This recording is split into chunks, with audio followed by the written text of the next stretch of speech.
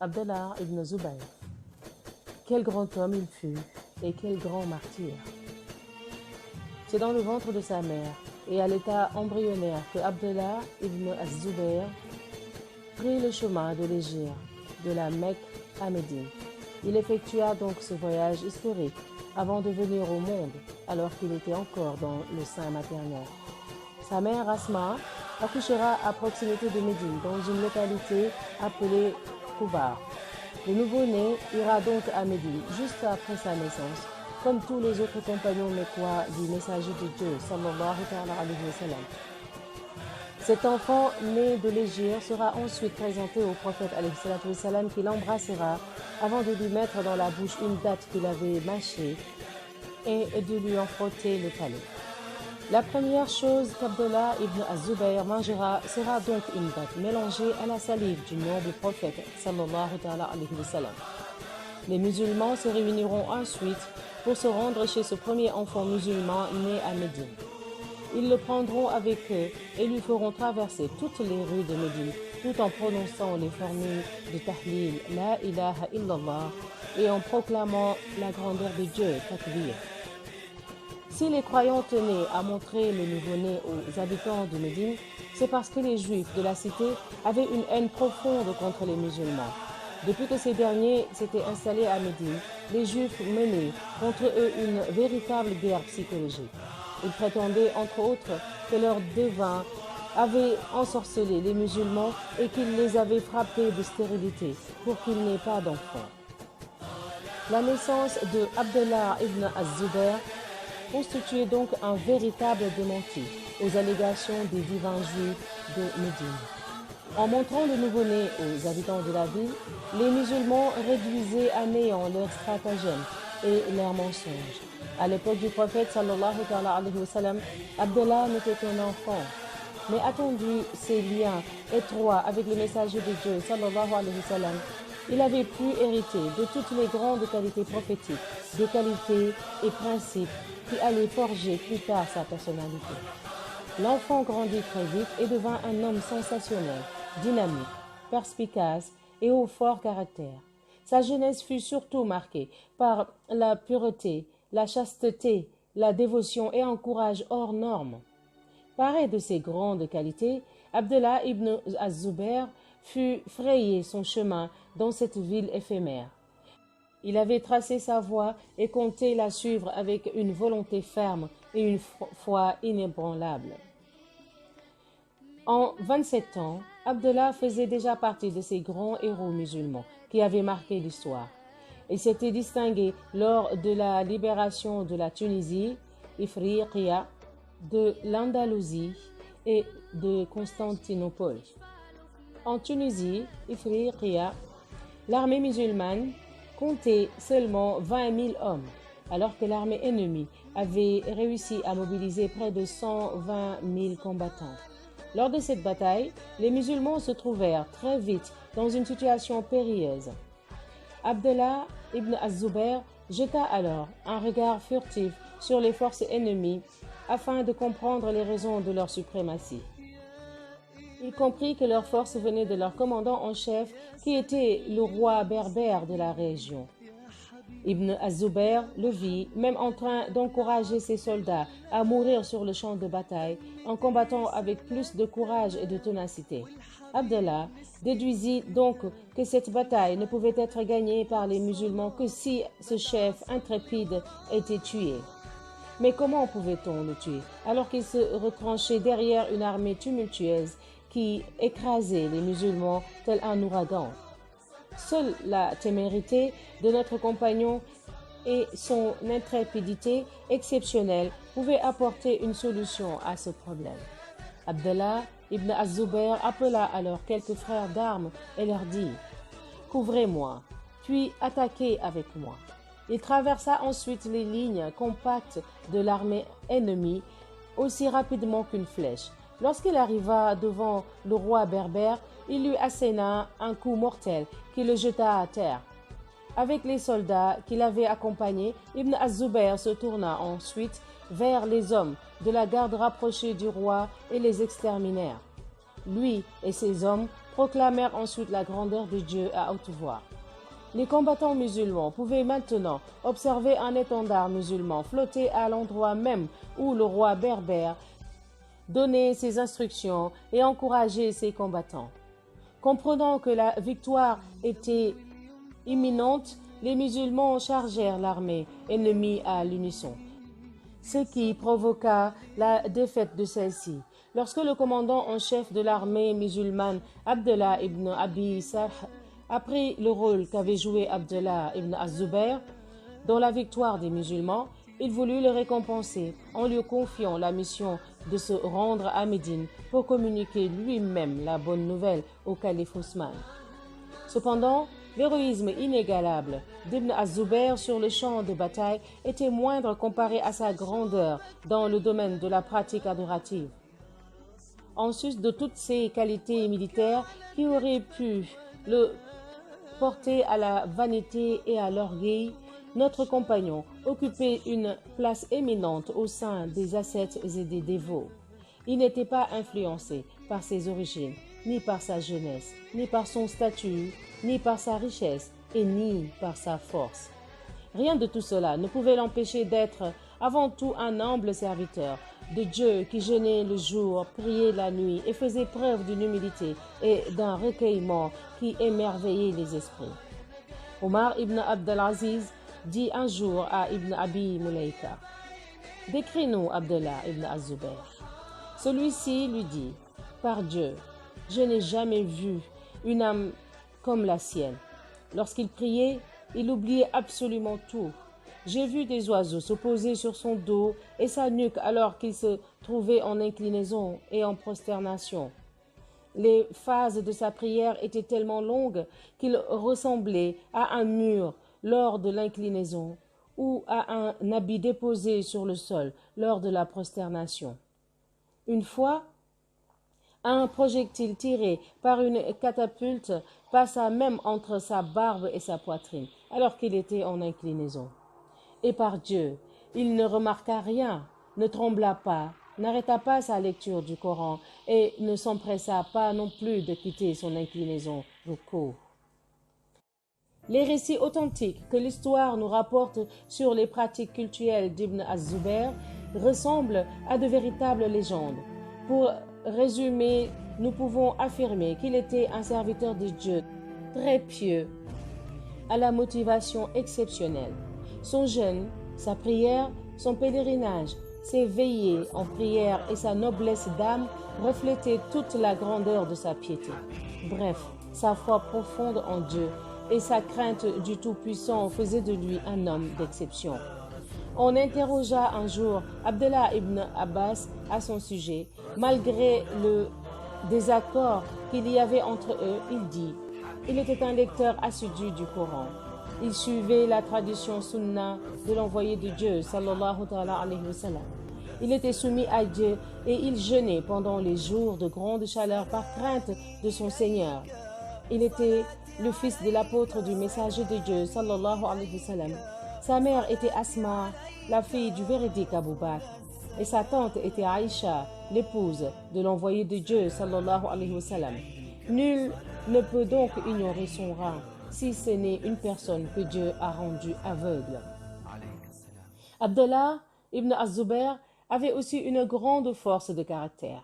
Il était tellement naturel et franc qu'il était prêt à payer de sa vie le prix de sa franchise et de son intégrité.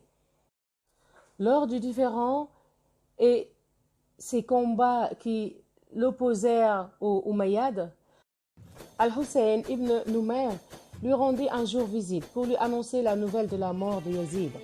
Ibn Numayr était le commandant en chef de l'armée syrienne, envoyé par Yazid pour étouffer la révolte de notre compagnon. Il lui proposa de l'accompagner au Cham afin qu'il use de son influence dans la religion pour inciter les gens à lui prêter allégeance.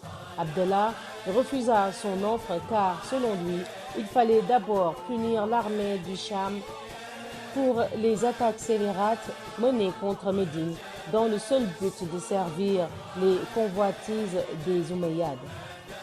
On peut ne pas être d'accord avec Abdullah sur sa position politique, On pourrait peut-être souhaiter qu'il saisisse cette occasion unique accordée par Ibn Numayr pour instaurer la paix et la réconciliation.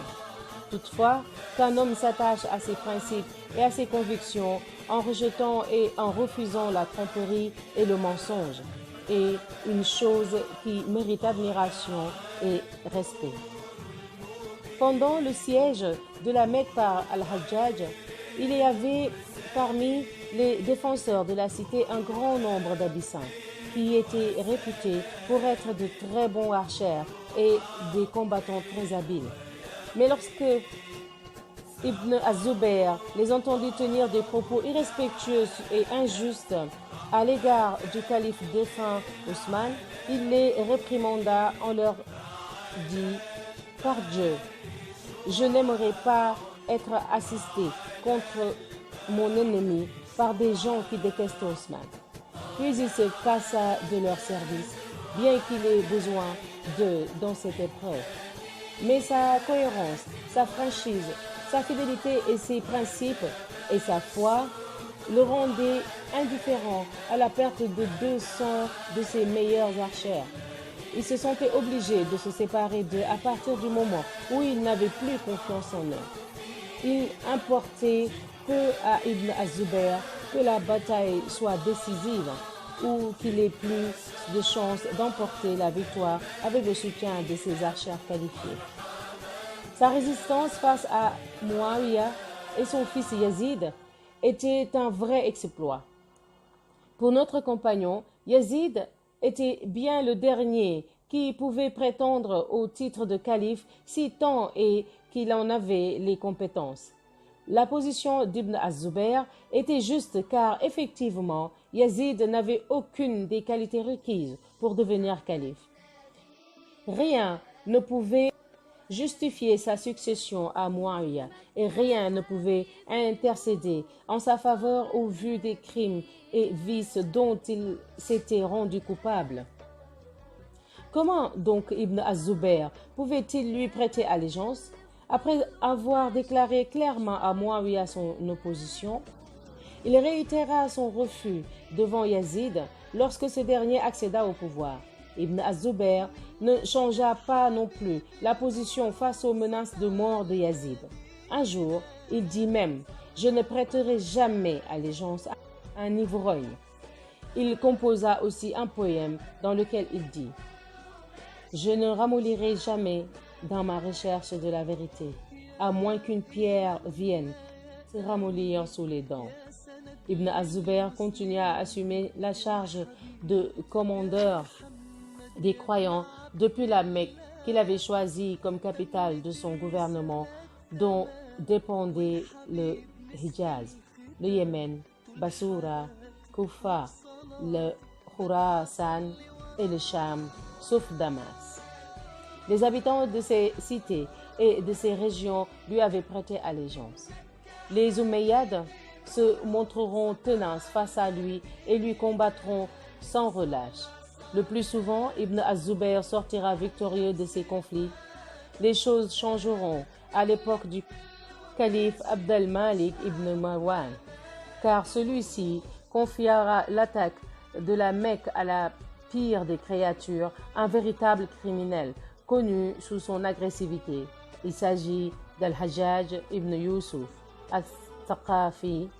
À son propos, le prince Omeyyade juste Adil, Omar ibn Abd al-Aziz, a dit « Si chaque communauté se présentait avec ses péchés et que nous nous présentions avec Al-Hajjaj, seulement le poids de nos péchés serait malheureusement plus important. » Al-Hajjaj se dirigea donc vers la Mecque à la tête de son armée et de ses mercenaires. Il assiégea la cité durant 6 longs mois, empêchant l'eau et la nourriture d'y accéder. En agissant de la sorte, il souhaitait voir les gens se désolidariser d'Abdallah ibn az-Zubayr en le laissant seul, sans armée et sans collaborateurs. La stratégie d'Al-Hajjaj portera ses fruits, car de nombreux Mécois finiront par abandonner Ibn az-Zubayr sous l'effet de la faim. Lorsqu'il sera pratiquement seul, et malgré les quelques possibilités qui s'offriront à lui pour sauver sa vie, il décidera d'assumer sa responsabilité jusqu'au bout. Alors âgé de 70 ans, il combattra l'armée d'Al-Hajjaj avec un héroïsme légendaire. Pour avoir une vraie et bonne conception des faits, il est nécessaire de se référer au dialogue ayant eu lieu entre Abdallah et sa noble mère Asma bint Abi Bakr quelques heures avant le combat. Abdallah se rendit auprès d'elle et lui donne une idée claire et précise de la situation dans laquelle il se trouvait. Il lui annonça ainsi le sort inévitable qui l'attendait. Asma lui dit « Oh mon fils, tu te connais mieux que je ne te connais. Si tu penses être sur la bonne voie et défendre la vérité, alors sois patient jusqu'à ce que tu périsses pour celle-ci et ne te livre pas aux enfants des Bani Umayya. Mais si tu sens au fond de toi que tu cherches en réalité un bien terrestre, le pouvoir, alors tu connaîtras le malheur. Tu périras dans l'au-delà et tu feras périr avec toi tous ceux qui t'auront accompagné et qui seront morts. » Abdallah lui dit « Ô mère, je jure par Dieu que je me désintéresse totalement de ce bas monde. Je n'ai jamais transgressé le jugement de Dieu. Je n'ai jamais été injuste envers quiconque et je n'ai jamais trahi personne. » Asma lui dit « J'espère que je serai consolée par Dieu positivement si tu viens à mourir avant moi ou si je viens à rencontrer Dieu avant toi. Seigneur, accorde-lui ta miséricorde en échange de ses prières nocturnes, de son jeûne pendant les journées de canicule et pour son obéissance envers son Père et envers moi.